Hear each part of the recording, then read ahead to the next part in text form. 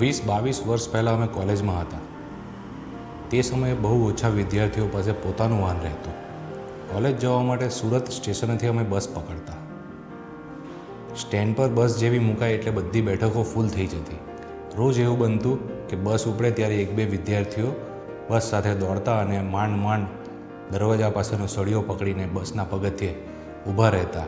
આખી મુસાફરી તેઓ અડધા અંદર અને અડધા બહાર એવી રીતના પૂરી કરતા. હવે આજે વર્ષો પછી એક કામ કરીએ. આ જે બસની મુસાફરી છે એના પર એક મનોવૈજ્ઞાનિક લેન્સને ઝૂમ કરીએ અને મુસાફરી કરતા જે વિદ્યાર્થીઓ છે એની મનોદશા એટલે કે એના વિચારોમાં શું ફેર હશે એ જાણીએ. બસમાં 3 પ્રકારના વિદ્યાર્થીઓ મુસાફરી કરી રહ્યા છે. પહેલો કે જે બસની સીટ ઉપર આરામથી બેઠો છે એ. બીજો વિદ્યાર્થી કે જે બે બાજુની સીટની વચ્ચે જે રસ્તો હોય છે ત્યાં બસની અંદર ઊભેલો વિદ્યાર્થી. ત્રીજો વિદ્યાર્થી પગથિયા પાસે લટકીને ઊભો છે એ. સીટ ઉપર બેઠેલો વિદ્યાર્થી સંતોષ અનુભવતો હશે એમ માનીને કે સમયસર ઘરેથી નીકળ્યો, લાઇનમાં ઊભો રહ્યો અને આરામદાયક સીટ મળી. બસની અંદર ઊભેલો વિદ્યાર્થી મનોમન અફસોસ કરતો હશે કે લાઇનમાં ઊભો રહ્યો છતાં પણ જગ્યા ના મળી અને ઘરેથી થોડા મોડા નીકળવાનો એને પસ્તાવો પણ થતો હશે. જ્યારે પગથિયે લટકેલો વિદ્યાર્થી હાશકારો અનુભવતો હશે કે ભલે મોડું થયું, દોડાદોડી થઈ, પણ બસનો સળિયો પકડાઈ ગયો અને કોલેજનો ટાઈમ સચવાઈ ગયો. એનો મતલબ એવો થયો કે જે પેલો લટકેલો વિદ્યાર્થી છે દરવાજા પાસે એ સૌથી વધુ હળવાશ અને ખુશી અનુભવતો હશે. એના કરતાં થોડી ઓછી ખુશી બેઠેલા વિદ્યાર્થીને થતી હશે.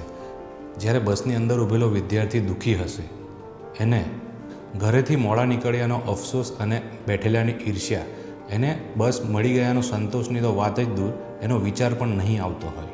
આધ્યાત્મિક નજરે કહું તો પગથિયે લટકતો વિદ્યાર્થી કૃતજ્ઞતા એટલે કે ગ્રેટિટ્યૂડ અનુભવતો હશે કે ભલે લટકતા તો લટકતા પણ મુસાફરી તો કરી શક્યો. અને બસની અંદર ઊભો રહેલો વિદ્યાર્થી પોતાના નસીબને કોસતો હશે અને પોતાની અંદર જ નકારાત્મકતા પાથરતો હશે. આપણા મનને આપણે જે પામી શક્યા કે જે મેળવી શક્યા એના સંતોષ અનુભવવા કરતાં છે ને આપણે જે ચૂકી ગયા છે એનું સ્મરણ એટલે કે એને યાદ કરતા રહેવાની આદત છે. મુદ્દાની વાત એ છે કે જીવનમાં સંતુષ્ટિ અને ખુશી તમારી સ્થિતિ કે પરિસ્થિતિથી પેદા નથી થતી, પરંતુ તમારા દૃષ્ટિકોણ અને અભિગમથી પેદા થાય છે. દોસ્ત, સફળતાનો સાચો સંતોષ પર્વતની ટોચ પર પહોંચવાથી નથી મળતો, પણ એ ટોચ પર પહોંચવા માટે જે રસ્તો છે એ રસ્તા પર ચાલી શક્યા, ચઢાણ કરી શક્યા, એ બાબત પ્રત્યે કૃતજ્ઞતા કે ગ્રેટિટ્યૂડ અનુભવવાથી મળે છે.